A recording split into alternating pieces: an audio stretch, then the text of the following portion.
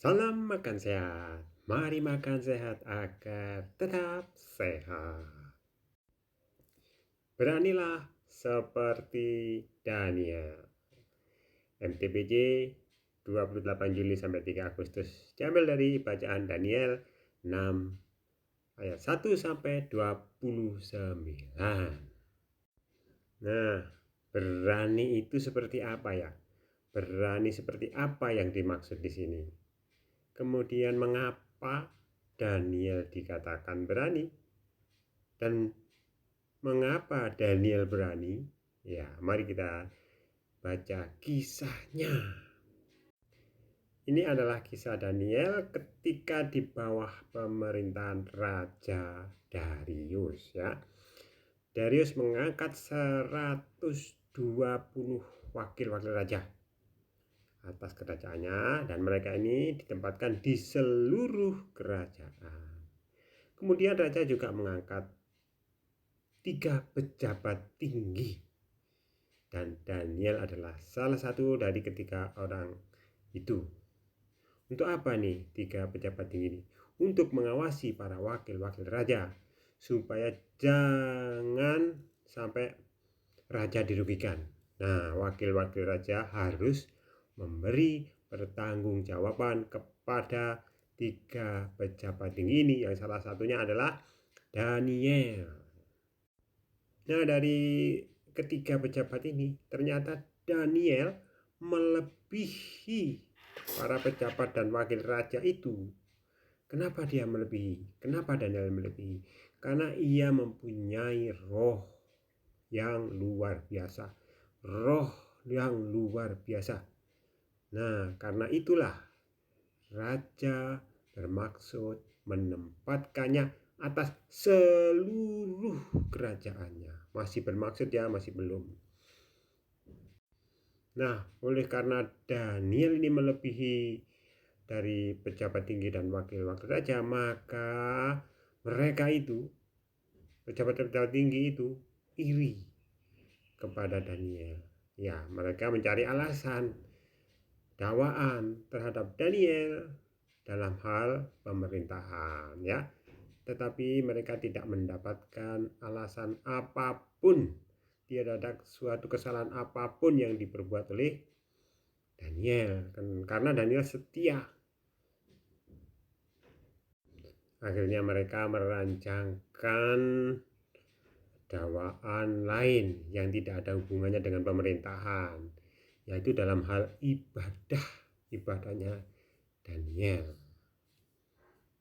Maka mereka membuat rancangan ya, mungkin seperti rancangan undang-undang ya.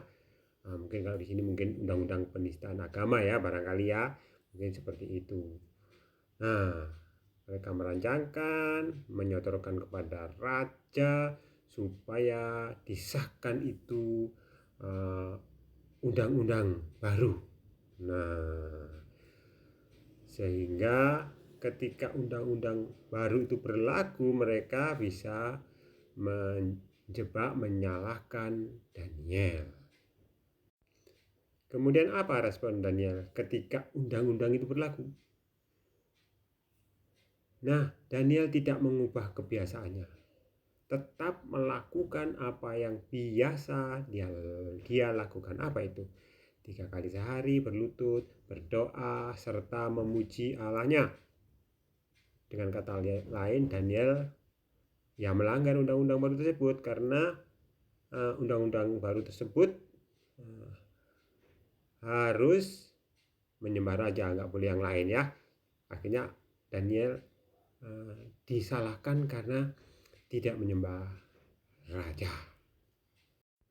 Nah, dengan berlakunya undang-undang yang memang didesain ya untuk menjebloskan Daniel, raja berada dalam dilema, saudara. Karena apa? Pada satu sisi, sebenarnya raja menghendaki atau bermaksud untuk menempatkan Daniel atas seluruh kerajaannya seperti kita baca tadi ya.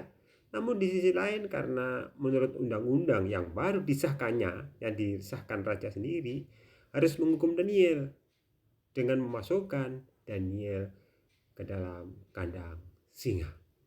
Seperti saya katakan tadi, sebenarnya ibadahnya Daniel itu tidak ada kaitannya dengan urusan pemerintahan, saudara. Tidak ada urusan pemerintahan dengan ibadah. Namun dengan undang-undang baru itu, maka raja pun tidak bisa melanggar undang-undang yang sudah dia keluarkan sendiri tersebut. Nah, akhirnya Daniel tetap dijebloskan dalam kandang singa. Nah, kita semua sudah tahu bahwa Daniel tidak dimakan singa, singa mulutnya terkatup karena Allah yang bekerja, ya. Jadi Daniel lebih mentaati Allah daripada mentaati manusia, menaati undang-undang yang dikeluarkan, yang disahkan oleh raja. Ya, kenapa Daniel lebih menaati Allah? Karena Daniel punya roh yang luar biasa, saudara. Bagaimana supaya punya roh yang luar biasa itu? Kenapa Daniel sampai punya roh yang luar biasa? Karena dia intim dengan Tuhan. Tiap hari 3 kali berdoa sehingga dia tahu hatinya Tuhan. Jadi karena iman itu timbul dari pendengaran, dan pendengaran oleh firman Kristus. Dia mengenal Tuhan dengan benar karena intim, ya. Dan mengenal dengan Tuhan itu ya bisa melalui ibadah, melalui firman Tuhan, juga melalui pengalaman hidup bersama Tuhan. Ya. Jadi Daniel tetap teguh pada pendiriannya, taat kepada Allah. Itu yang disebut berani. Jadi berani di sini bukan melawan raja, ya, tapi dia berani mempertahankan imannya, tidak serong, tidak kelain hati, tidak menyembah Baal, tidak menyembah manusia, tapi tetap menyembah Allahnya yang benar. Yang dimaksud berani, imannya teguh, ya, saudara. Supaya imannya teguh, kita perlu intim dengan Allah. Nah, intim ini terkait dengan intim ini kita perlu mendengarkan firman Kristus, perlu pengalaman hidup bersama Tuhan setiap saat. Ya, jadi berani bukan karena dirinya sendiri, karena rohnya kuat, karena Tuhanlah yang memberi dia kekuatan. Ya, Tuhan Yesus memberkati saudara. Haleluya. Amin.